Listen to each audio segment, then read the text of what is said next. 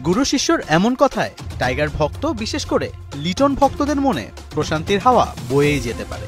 অনেকদিন হলো লিটনের ব্যাটটা হাসছে না। ক্লাসিক্যাল লিটনের দৃষ্টিনন্দন শটগুলো তার ভক্তদের চোখে পড়ছে না। তবে কথায় আছে না, বিশ্বাসে মিলায় বস্তু, তর্কে বহুদূর। লিটনের প্রতি সেই বিশ্বাসটাই রাখতে চাইছেন গুরু সালাউদ্দিন। টেকনিক্যালি লিটনের কোনো সমস্যা নেই, অপেক্ষাটা শুধু ফর্মে ফেরা।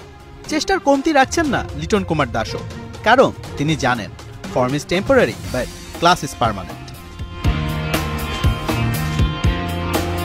ওয়েস্ট ইন্ডিজ সফরের আগে থেকেই অফ ফর্মে লিটন। ক্যারিবিয়ানদের বিপক্ষে যাচ্ছে তাই ব্যাটিং করেছেন এলকেডি। ওডিআই থেকে টি-20 কোথাওই রান করতে পারেননি তিনি। তবে একটা জায়গায় সবার মন জয় করেছেন লিটন কুমার দাস, তার আউটস্ট্যান্ডিং ক্যাপ্টেন্সি। টি-20তে লিটনের বুদ্ধিদীপ্ত এবং নিখুঁত ডিসিশনে বাংলাদেশ পেয়েছে সাফল্যর দেখা।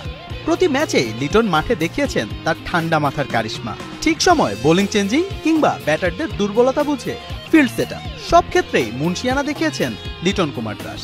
এছাড়াও মাঠে লিটনের কিছু স্ট্র্যাটেজিক ডিসিশনের কাছে ধরাশায়ী হয়েছে ক্যারিবিয়ান ব্যাটাররা। বিশেষ করে নিকোলাস পুরানের ব্যাটিংয়ের সময় শেখ মেহেদীকে বোলিংয়ে আনা। মজার ব্যাপার, প্রতিবারই মেহেদীর শিকার পুরান।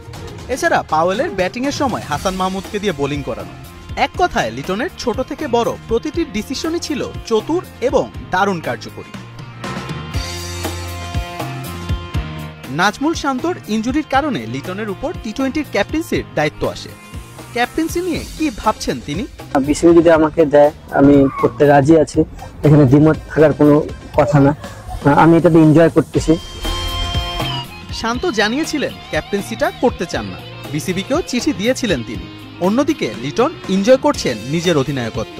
লিটনের কাপ্তানিতেই প্রথমবারের মতো ক্যারিবিয়ানদের মাঠে তাদেরকেই হোয়াইট ওয়াশ করে টি-20 সিরিজ জেতে বাংলাদেশ। আজ বসছে বিসিবির সভা। তবে কি সব যদি কিন্তু মিলিয়ে লিটনই হতে যাচ্ছেন টাইগারদের নয়া কাপ্তান?